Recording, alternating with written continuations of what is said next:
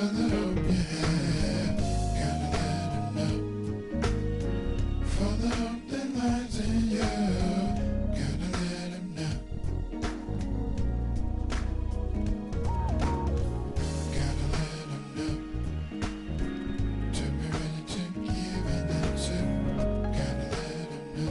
everybody. Thank you for coming. Today I will be talking about the problem of evil, in particular responding to arguments on the problem of evil. I've talked to a lot of atheists, and if you talk to any atheist long enough, this is going to come up. They're going to want to know, how can we justify or reconcile a loving God with what they see on the news? How can you tell me that there's a God out there that loves me when my child has died?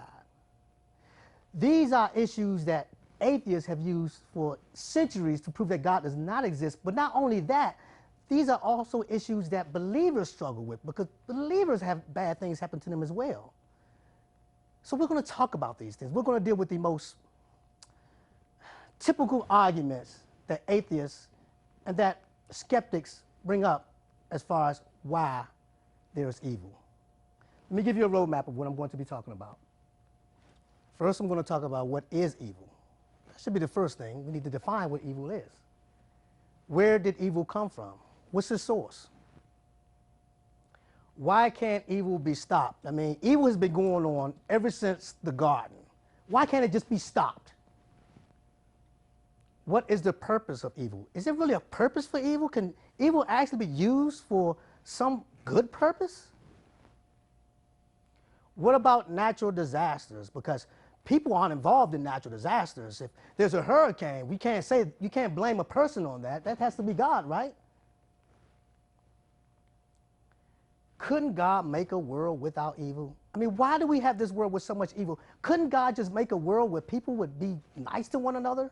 Where people wouldn't do bad things to one another? I am going to turn this around and actually demonstrate that evil is actually evidence for God's existence. Instead of evil being evidence against God, I'm going to show that evil is actually evidence for God. And I'm going to finish with saying that Christianity alone defeats evil. Although evil has been used to attack Christianity, I'm going to demonstrate that it is Christianity alone that has the answers. So let's get started. What is evil? And as I always say, if you have a question, here's the microphone. If you have it, someone else probably has it as well. Here's the first argument. God is the author of everything. Evil is something, therefore God is the author of evil. How do we say that God didn't create evil if evil is actually something? I mean, didn't God create nothing? I mean, there was nothing, and then there was everything, and if evil actually is something, then how do we get around the fact that God created the evil? It's a good argument, interesting argument. How do you respond to that? Here are my responses. Evil is not a substance, but the lack of something that should be there in the substance. Evil is not something in and of itself, it's the lack of something that should be there. Examples. Sickness is a lack of health. That is an evil. To be maimed is the lack of a limb. Blindness is the lack of sight. Think of evil as rust to a car. A car must exist in order for there to be rust. But the rust doesn't exist without a car.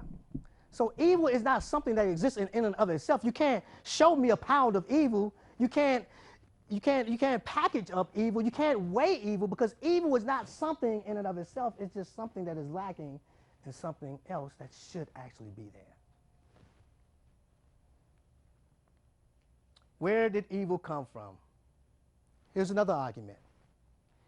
Every creature God made is perfect, but perfect creatures cannot do what is imperfect, so every creature God made cannot do what is imperfect. Now, if God made us perfect, then why aren't we perfect? If God made us perfect, then why do we do evil things?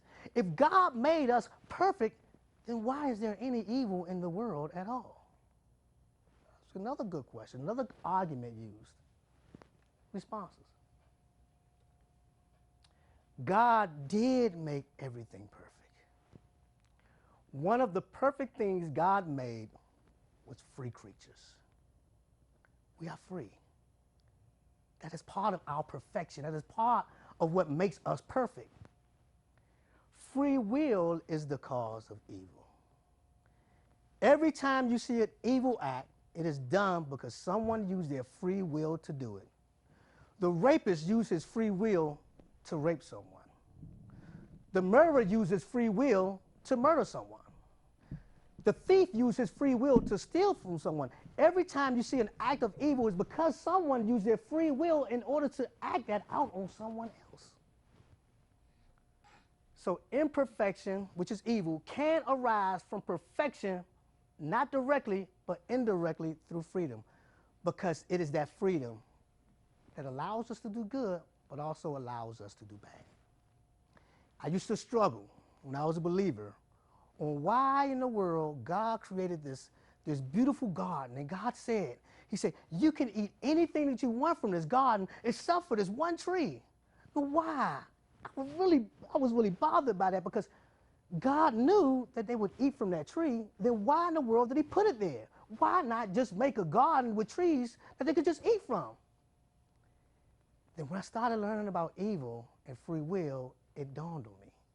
Because man has to be able to make a decision to obey God. He has to make the decision to obey and to follow God and to turn away from evil. If there were no garden of evil, if there were no garden with this choice, then man could have never made the choice to follow God. Because if he had no choice, he would not be free. I remember I was talking to an atheist one time, and he was telling me, then why didn't God just make a world where everyone chose to do right, everyone chose to do good? But then you're not really free. If your only choice is to do good and to do right, then you really don't have a choice. Because you've taken away the choice to do wrong. God wanted to see if man would follow him because he said to follow him. Man had to have a choice to follow God or to follow himself. Think about it. Every evil is a result of man deciding to follow himself other than following God. To be free, we had to not only have the opportunity to choose good, but also the ability to choose evil. That is just what I was saying. You have to at least have the ability to choose evil. God made evil possible. Man made evil actual. So God didn't create evil. God made man with free will in order to allow man to choose evil. But God didn't choose evil. God didn't make man choose evil. God made man to be free to choose for himself. And it is that freedom that separates us. It is that freedom that endears God to us, because now we have the ability to love God. We have the ability to freely love God. But with that ability comes the ability to hate God. So we can say, God, I hate you, or we can say, God, I love you. And because we say, God, I love you, it means something to God. My daughter tells me she loves me. That would mean nothing to me if she had to. I was watching a movie once. I can't remember what the name of this movie was. I just remember there was this premise where this guy had this wish, and he could wish for anything, and he wished that this girl would fall in love with him. And she fell in love with him. And at first, everything seemed great. But he soon realized that she really didn't fall in love with him. She was not free to make that decision, so her love meant nothing to him. So at some point, he was able to undo it. And when he told her, she was really upset because he violated her free will.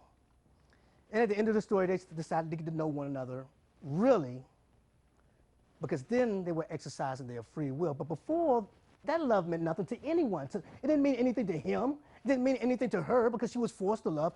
It didn't mean anything to him because she was forced to love. It's the same thing with us. If we're forced to love, it means nothing to God. That's why God gives us that ability. So that when we come to God, we could pour out our heart to God. We could say, God, I love you. I cherish you. And God knows that it's real because he knows that you don't have to do that if you don't want to do that. Free will is a powerful thing, but it allows the ability to do evil. Imperfection came through the abuse of our moral perfection as free creatures. Satan used his free will to rebel against God, causing the first sin. The first sin was caused by Satan, because Satan decided that he wanted to follow himself. Remember what I said, all evil, all sin is a choice that man makes to follow himself other than to follow God. God made, he made Satan perfect. Satan was just awesome. He was all that. But he was all that, and he knew he was all that, and he took that knowledge and he actually focused upon himself. Evil comes from our desire to put our own interests above God's. Why can't evil be stopped then? Why can't God just say, okay, you know what, I'm going to stop evil. Evil's been going around and I'm going to stop it. Well, it should be obvious now why. If God is all good, and this is probably the most used argument of good Christianity that I've ever heard. This is probably the form that you will come across the most. If God is all good, he would destroy evil. If God is all powerful, he could destroy evil, but evil is not destroyed, hence there is no such God.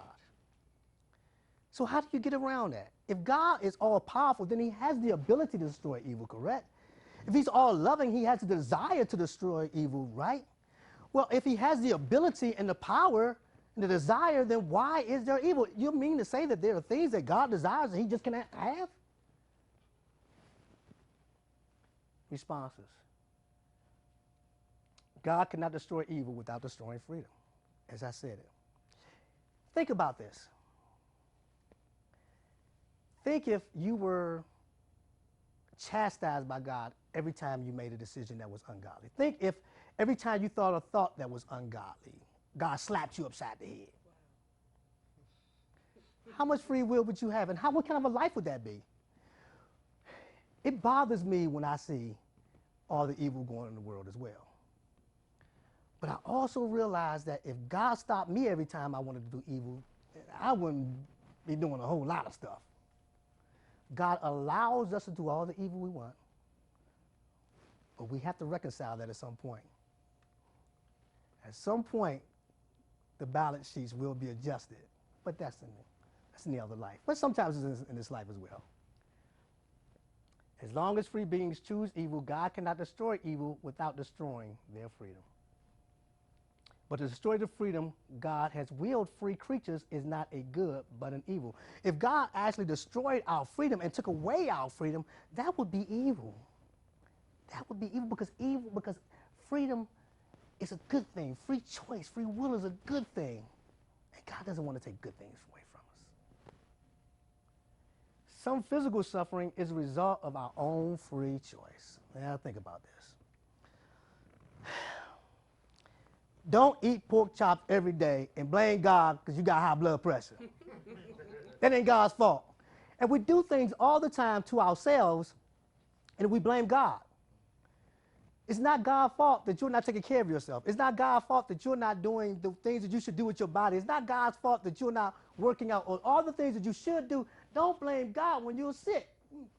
Some evil results indirectly from our own free choice, poverty. A lot of poverty is because people have just decided to be lazy. And I'm not throwing stones at people. I'm going to tell you about my own family. I had generation after generation of people on welfare. And there wasn't nobody ever thinking about getting no job until they decided to do away with the welfare system. That was their job, welfare.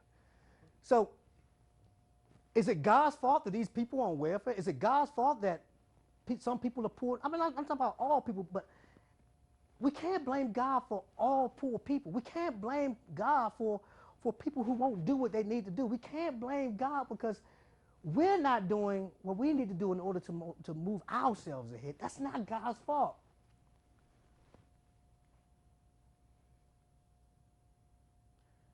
What is the purpose of evil? So can there actually be a purpose? And before I get there, here's a little side note. I wonder about this sometimes. When we think about how much evil there is in the world, I wonder, why isn't there more evil? I mean, think about that. Why isn't everyone just going around just shooting everyone? Just beating everyone up with bats? Why does it seem like evil is restrained to a point? So there's a common grace on man that does restrain evil to a certain extent. Because not as much evil is happening as could happen. If you just let things run amok, it could be a lot worse. We always want to talk about why there is so much evil, but we never ask the question, why isn't there more evil? Especially with free will and the fact that men like to do evil. Here's an argument. There is no good purpose for much suffering. An all-good God must have a good purpose for everything, so there cannot be an all-good God. All this suffering going on, there can't be good reasons for it. A baby died. What's the reason for that? How can there possibly be a good reason for that? My response. Just because we may not know the reason for suffering does not mean that there is no reason. God is omniscient. He knows the beginning from the end. He knows situations that we can't even imagine. He knows the purpose of everything that he does. It may be something that may not manifest for 200 years. But just because we don't know doesn't mean that I don't know how an airplane flies, but I know it flies. There are a lot of things we don't know, but we know that it's that way. Only an omniscient God can know all the reasons for all suffering. We would have to be God in order to say that there are no reasons, because you would have to be omniscient. You would have to know everything in order to say that there is no good reason for suffering. But none of us are there. Even we do know the reason for some suffering, don't we? God sometimes uses evil to warn us of greater evils. Pain keeps us from self-destruction. I remember the story of Tony Dungy, and he has a child who doesn't feel pain. Really interesting, because he talked about how one day his wife was making cookies, and his son just couldn't resist. So his son opened up the oven door, grabbed the pan out, put it down, and started eating the cookies. Burned his hand, burned his mouth, but he didn't know it because he couldn't feel the pain. It is pain that tells us a lot of times what we should not be doing. It is pain that lets us know that something's going wrong somewhere in our body. There's pain that gets our attention. How many people have come to Christ because of something bad that has happened in their life? Because it is only then that we seek something outward. So God allows us to go through certain things in order to bring about a greater good. Leprosy. Do you know that leprosy, I know we all think about leprosy with people's hands falling off and stuff like that, but do you know that leprosy itself doesn't cause that? Leprosy causes a deadening of the nerve cells, so you can't feel. So the reason people don't have hands and feet is because they've done something to lose them without realizing it. They've stepped on something that they shouldn't have, or they put their hands somewhere where they shouldn't have, and they've lost their hands. But it's not the leprosy itself that creates that. It's the leprosy that just deadens the skin that allows those other things to happen and for them to lose them. Pain has a really good purpose, a really good purpose. Like a child with fire, you want that child to feel that pain. God will use evil to bring about his purpose. God is not the author of evil, but God will even use evil for his purpose. Here's an example. Slavery. Horrible. Man's injustice to man exponentially. However, God used that to bring millions of Africans to saving knowledge of Christ. Because a lot of people would never have heard of the gospel of Christ Jesus unless they had been brought over to this land. So even out of that evil, God allowed his plan to be worked out. How many of us may have never heard the gospel if it were not for slavery? As horrible as it was. The Holocaust, it was instrumental in God bringing about his whole prophecy about Israel becoming a nation again after thousands of years. Because even the world, when it looked at the Holocaust, said that these people need their own place. Because of the suffering, they were wanted no place. So that was instrumental in the United Nations saying, okay, let's just go and give them in their own home. So even evil of the Holocaust was used by God as a purpose. Permitting some evil prevents other, like dentists. I hate going to the dentist, y'all. I gotta go next week. I hate going to doctors, period. I hate my physical. Y'all guys know why. I think about it for a week before I go there, but I know it's necessary. Spanking. We spank our children because we want to prevent a greater evil. We don't want them to do things that will cause a greater evil. Little Johnny, run out the street. You want to get his attention about not running out the street anymore. What about the cross? What about what Christ suffered on the cross? What about the evil that he suffered at the hands of men for us? That is the perfect example of something good coming out of something horrible.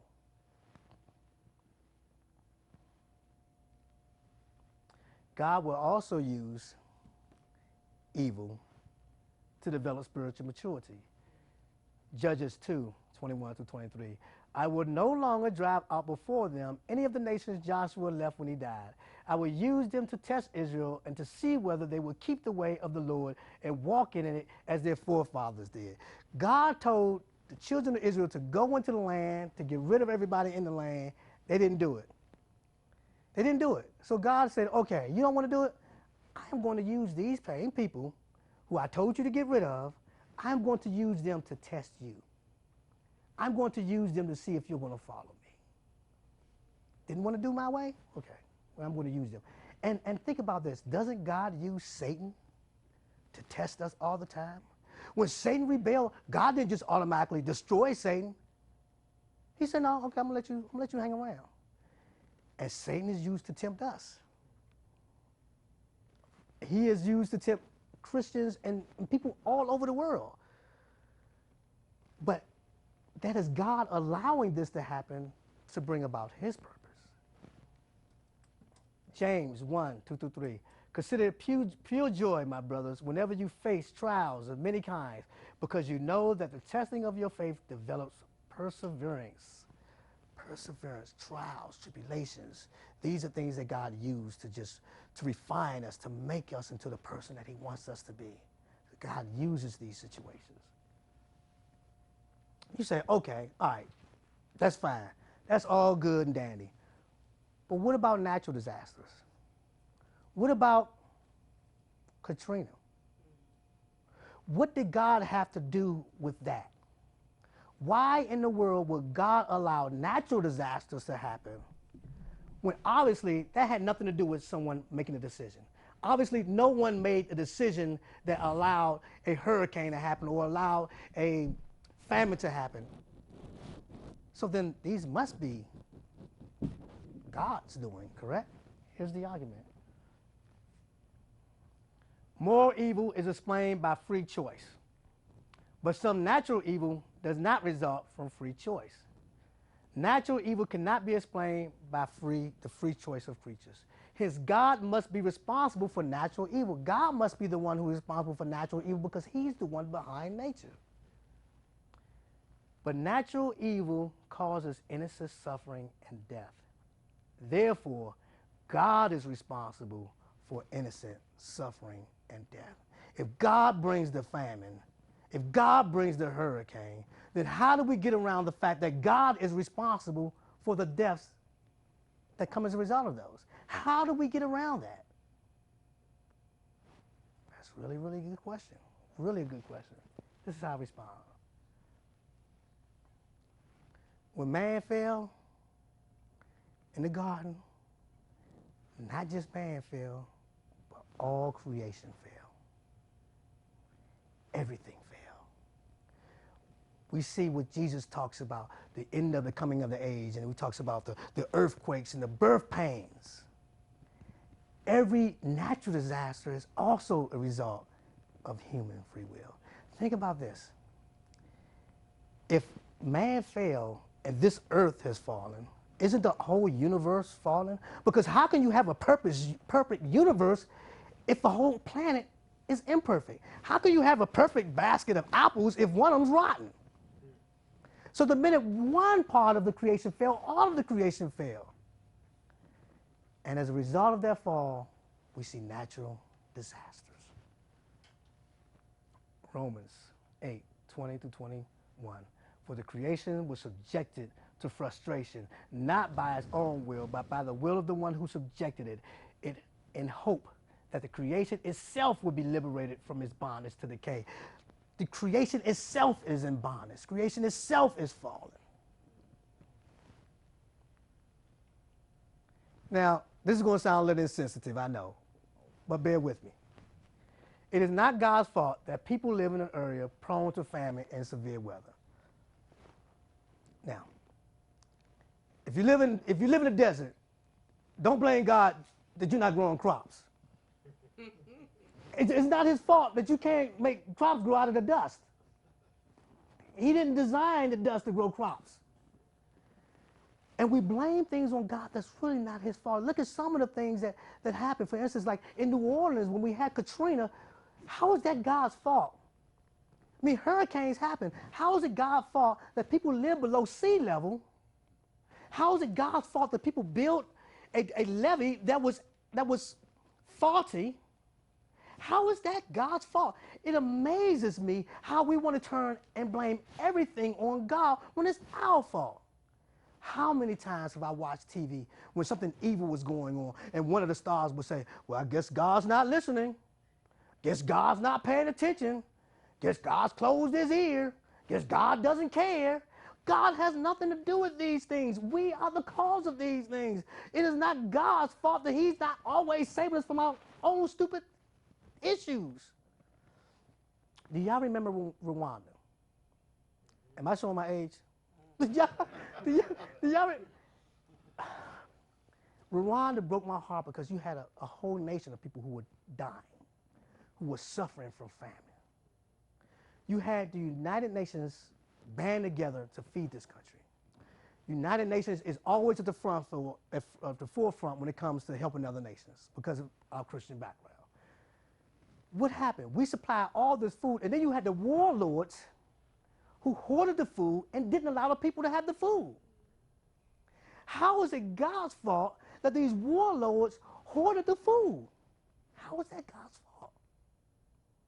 Do y'all know that this earth provides enough food, more than enough food, for every man, woman, and child? Is it God's fault that we don't distribute it to who it needs to be distributed to? Is it God's fault that some nations hoard and other nations don't have? Is it God's fault that we don't share the way that we should? How is that God's fault? God made it to where there's enough for everyone. It's not God's fault that we don't use it wisely. We need to stop blaming God for evil because none of the evil is God's fault. No evil, any evil, is ever God's fault. The finger always needs to be pointed back at us. It always needs to be pointed back at us.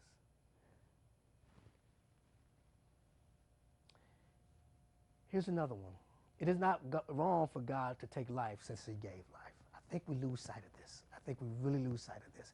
One of the things that I hear all the time is about the Amalekites and how God said, I want you to go in, talk to the nations of Israel. I want you to go in. I want you to destroy them. I want you to kill all the women, the cattle. I want you to kill everything. And then atheists always point to this and say, look, your God is horrible. God can take life. He's the giver of life. We can't take life because we can't give life. That is why it is wrong for man to kill man, because we cannot give life, therefore we cannot take life. and remember what I said about how God would even use evil to bring about his purpose. Even in that instance, I can see good coming out of that instance. Because think about this. Infants who are born and who live before the age of accountability go to heaven. If they were allowed to live to be adults, they would go to hell. So in a way, you can actually consider this humane. Even in this, God is allowing those people that he is putting judgment on, he's allowing them an opportunity to have an everlasting reward. That is actually compassionate. I know a lot of people may say you must bump your head, but it depends on how you think about it.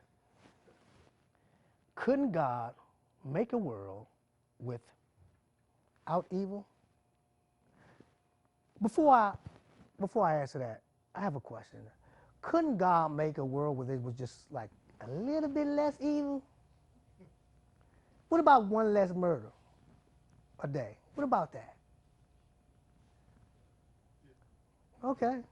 Well, okay, let's say that then. Let's say that that God decided he was going to make it to where there's one less murder a day, all right? What about one less than that? You see where I'm going here? No matter how much evil God prevents, if he were to prevent evil, you can always say that he should prevent more. Like I say, the world now could be a lot more than it is now, a lot more evil than it is now. How much evil is enough? How much evil is the right balance? Only God would know. Only God would know what that balance is. Because only God is omniscient. Couldn't God make a world without evil? Here's the argument. God could have chosen alternative worlds that would have been better than this world. A world where there was maybe not so much evil. A world where maybe, there wasn't any evil at all.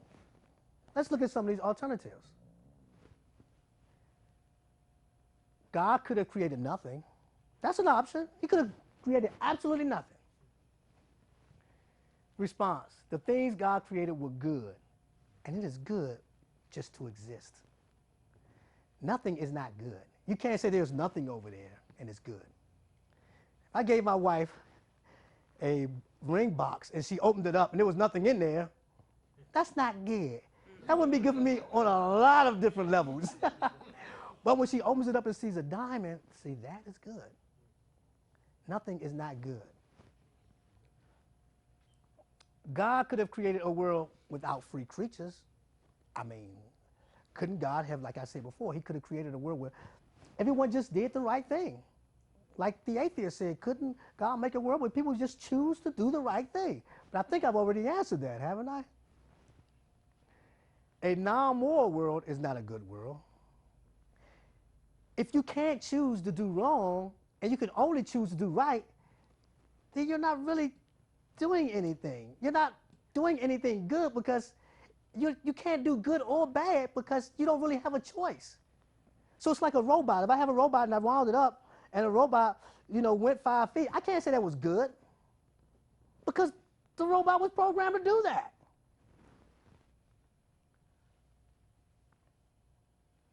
God could have created free creatures that would not sin.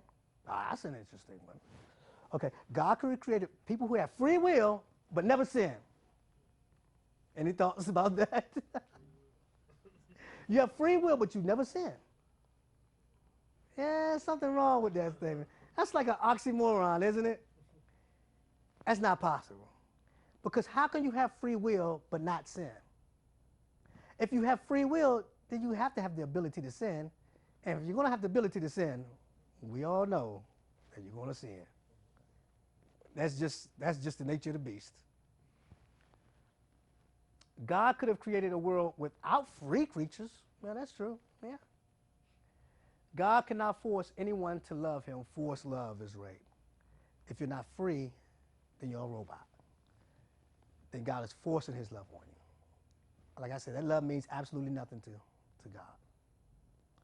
I was talking about my daughter, and I say the same thing about my granddaughter. My granddaughter comes to me and she says, "You're the best grandpa in the whole world."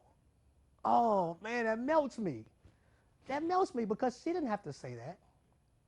But the fact that she took it upon herself and said that to me meant a lot to me.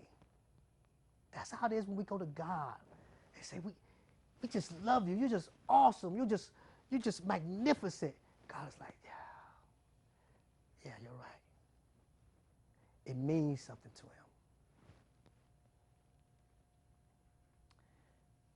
Here's the bottom line. This may not be the best world, but this is the best way to the best possible world. Let me explain. In this world, freedom is preserved in that each person makes his own free choice to determine his destiny. You can decide to follow God or not follow God. The choice is yours. You have the power of your eternal destiny. You can choose that. God gives you the ability to choose that. Those who choose God will be confirmed in it, and sin will cease. I think I need to explain this a little bit more. As believers, when we die, and then when we are resurrected, we will no longer have a sin nature. And because we will no longer have a sin nature, we will no longer sin. We will no longer have the ability to sin because that nature is gone. Now, this may raise a question. People may say, well, then are we free? Because you're saying that we won't have the ability to sin, but you're saying that, but we're free. The greatest freedom is not the ability to sin, it's the ability to not sin. Because what God is actually doing is he's actually invoking our free will. Because what we have said to God is we've said, you know what, God? I want to be able to not sin. I want to be free from sin. And God is just giving you your wish. It's sort of like the way God designed marriage. When God says, okay, you and this woman, you are saying to God, okay, I freely choose to negate all other women. You're freely choosing that. And that is the same thing with God. When you choose God and when you're resurrected, God is saying, okay, you have chosen to be removed from sin. I'm just fulfilling your choice to remove you from sin. If free choice was the ability just to sin, then God wouldn't be free. God is free, yet God never sins. Can't believe I haven't had one question yet. Those who reject God are in eternal quarantine and cannot upset the perfect will that has come about. Heaven, hell. Those in hell will be separated from those in heaven. That's it. You won't be under bad influence. You won't be under the influence of people who are evil. All evil will be removed from your presence. Oh, wow, I have my first question. All right. I was just gonna say, on that note, then how do you reconcile the statement saying that God is omnibenevolent or all-loving God? How, say that again? I'm not sure I understand the question. Well, if you're saying that like say a person chooses to reject God, Right. and then they're gonna be in a state of eternal, like forever, quarantined, separated from God. Right. So how can you explain to me that God's all loving? Okay, good question. God loves us so much that he allows us to decide whether or not we want nothing to do with him. God allows us the free will to say, you know what, God, I want nothing to do with you. I want to live my eternity with nothing to do with you. If God, the other option would be for God to say, you know what, I know you hate me, but I'm going to force you to love me. I'm going to force you to go to heaven against your will. But God loves us so much that he's saying, I am going to respect your decision to want nothing to do with me. But there has to be a place for people like that. It can't be heaven. That place is called hell. So hell is actually an example of God's love for us and his respect for our free will. That was a really good question. Evil, I've been talking about all the evidence that people use to say that evil is an example or evidence that God does not exist. I want to demonstrate that evil is actually evidence for the existence of God. C.S. Lewis, former Oxford atheist, C.S. Lewis asked himself, just how had I got this idea of just and unjust? A man does not call a line crooked unless he has some idea of a straight line. He asked, what was I comparing this universe with when I called it unjust? Of course, I could have given up on my idea of justice by saying it was nothing but a private idea of my own, he concludes. But if I did that, then my argument against God collapsed too. For the argument depended on saying that the world was really unjust. What he's saying is, I'm not just saying that I think the world is unjust or the world is unjust to me. He's saying, I'm saying that the world really is unjust. For the argument depended on saying that the world was really unjust, not simply that it did not happen to please my private fancies. Thus, in the very act of trying to prove that God did not exist, in other words, that the whole of reality was senseless, I found I was forced to assume that one part of reality, namely my idea of justice, was full of sense. What he's saying that is that the whole idea of good and evil, the fact that we can call something unjust, means that there must be some standard of justice.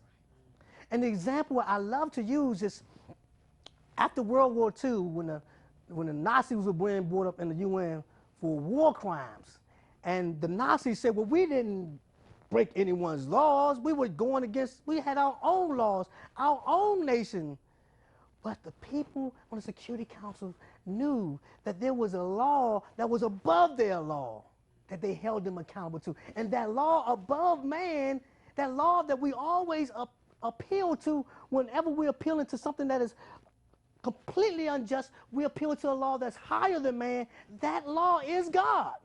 That standard is God. He is the ultimate moral standard. He is the ruler by which we judge when something is straight or when something is crooked. We have to have some absolute judge, or else we cannot know what is right, what's wrong, what's good, what's bad. God is the moral standard by which we can judge evil. There has to be some objective standard, some standard that does not change. The moral argument proves the existence of God. The moral argument is one of the three big arguments for the existence of God. Can't go into it a lot here, but just going to touch on it. But basically it's this, that every law has a lawgiver. There is an absolute moral law. How do we know that there's an absolute moral law? Because absolute are undeniable. We know right from wrong best by our reactions, not our actions, because when someone does something wrong to us, we know that we've been wronged. People try to say that there's no such thing as right and wrong until something happens to them. It was like the student who was writing the paper to his professor saying, there is no such thing as right and wrong. There's no such thing as good and bad or fair and unfair. It's just your interpretation. And the professor turned around and gave him an F. And the student said, why did you give me an F? He said, well, I felt like it. He said, that's unfair. What do you mean unfair? There's no such thing as unfair. There's just people's perception. We cannot know injustice unless we know justice. How do we know that our country is getting better? We can't know it's getting better unless there's something that we're judging it by. And there has to be something above man. We wouldn't make excuses for doing wrong if there were no moral law. Why do we always make excuses? Whenever we're wrong, we court. Oh my goodness, I tell y'all, I love court shows. I heard some of the craziest excuses that people come up with for why they do stuff. But if there's no wrong, you wouldn't need to make an excuse, would you? You just say, oh, I just did that. I was watching a case one time, a court case one time, one of those reality court cases, where this guy went off in the courtroom. I mean, he went off. He was trying to get to the judge and he was trying to attack him because basically the judge said that he was not a nice person, that he was a bad person. Even a murderer doesn't want to be considered a bad person. Then there must be something that we mean when we say bad. There must be some objective thing that we're talking about, that we're comparing it to.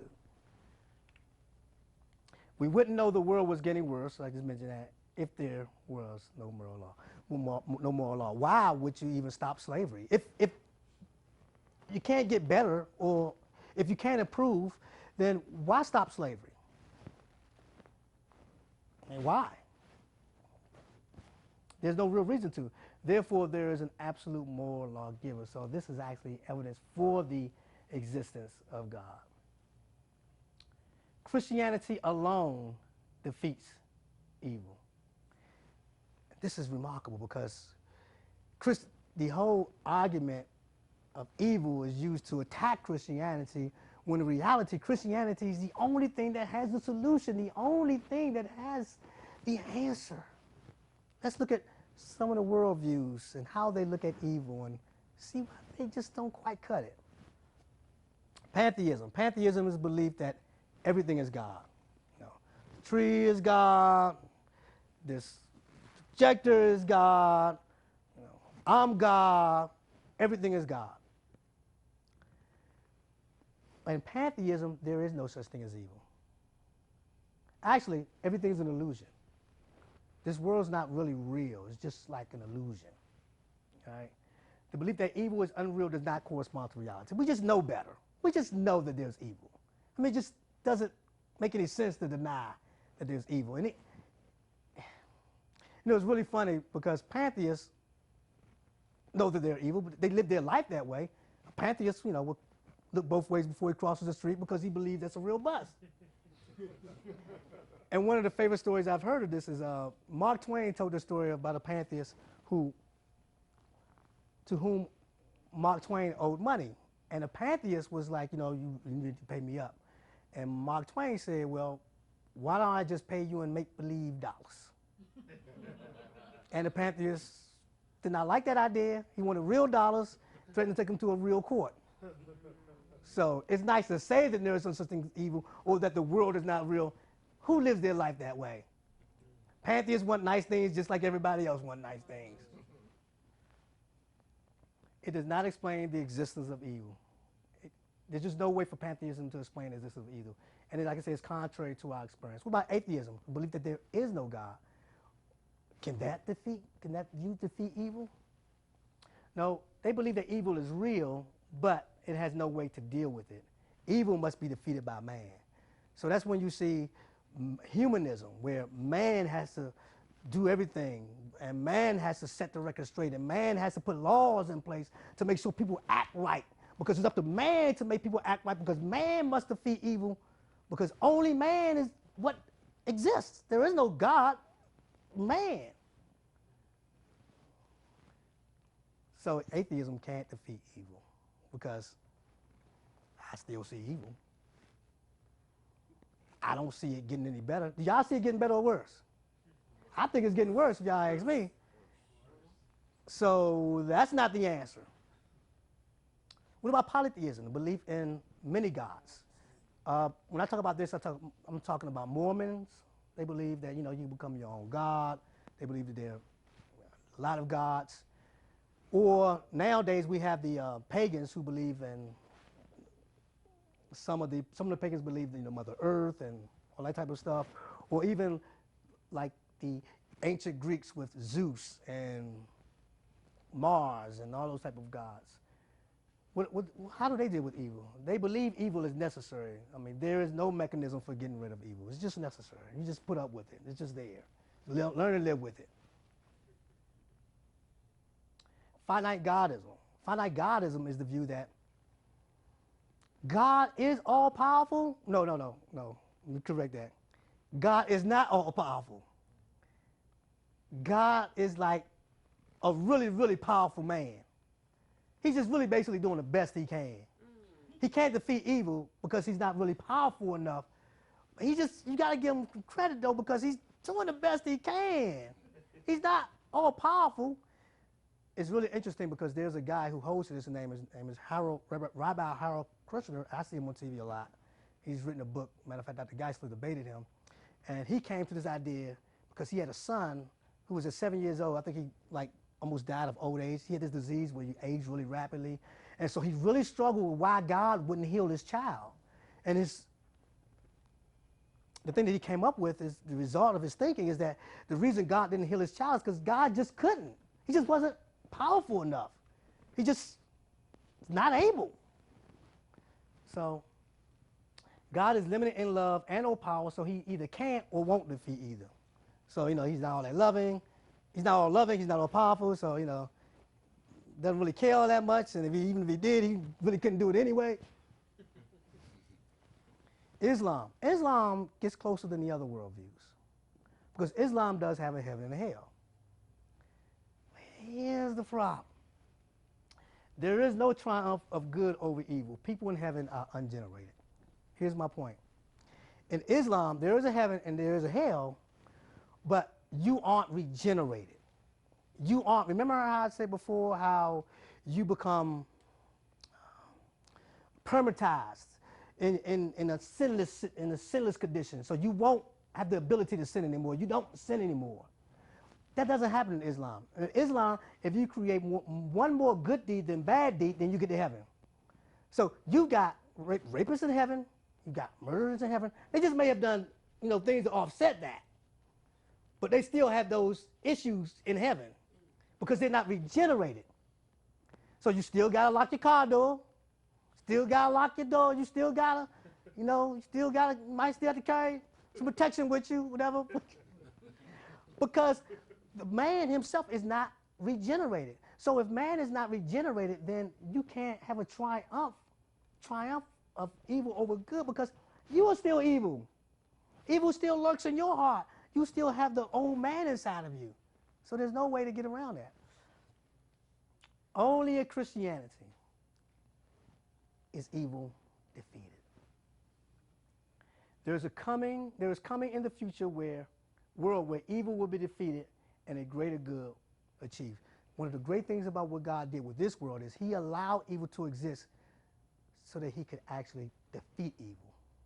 So he's allowing it to exist, but at some point, evil will be completely defeated. Isn't that a really good thing? That he's going to completely defeat evil, and does this happen? For once men have freely chosen good or evil, it is not a violation of their free choice for God to permitize what they really will to do. Goes back to what I was saying before. You're saying, God, I trust you. I want you to change me. And then when you're regenerated, resurrected, that sin nature is completely gone. You willed it. People are regenerated. So there is no sin nature in heaven. There are not people, you don't have to lock your car doors in heaven. You don't have to worry about anything in heaven. You don't have to worry about anybody doing anything evil to you, because there will be no evil. Evil will be completely removed. Evil will be completely segregated from good. Heaven and hell. Nothing. No evil influences. No Satan made me do it. No flesh made me do it. None of that. All evil is gone. Evil will be defeated permanently. Any questions? I'll just summarize what we've done. What is evil? Evil is not a substance, but the lack of something that should be there. Where did evil come from? Evil is a result of free will. Why can't evil be stopped? Evil can't be stopped without removing free will. Then we will become robots. God doesn't want that. He wants us to love him freely. What is the purpose of evil? We don't always know the purpose, but that does not mean that there is no purpose. Only an omniscient God would know whether there is or is not a purpose. What about natural disasters? All creation fell when man fell. Couldn't God make a world without evil? Not without taking away free will. Evil is evidence for God's existence. Not only have we answered all the arguments that try to prove that God does not exist because of evil, we're actually showing evidence that God does exist. There cannot be evil without good. God is the standard of good. Christianity alone defeats evil. Christianity is the only worldview that defeats evil while maintaining free will. The end. Any questions? Okay. That's a wrap.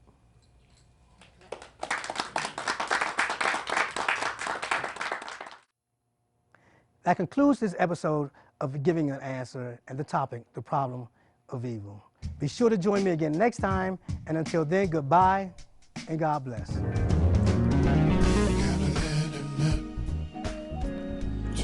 You can find out more about Giving an Answer, as well as listen to other episodes by visiting us online at www.givingananswer.org.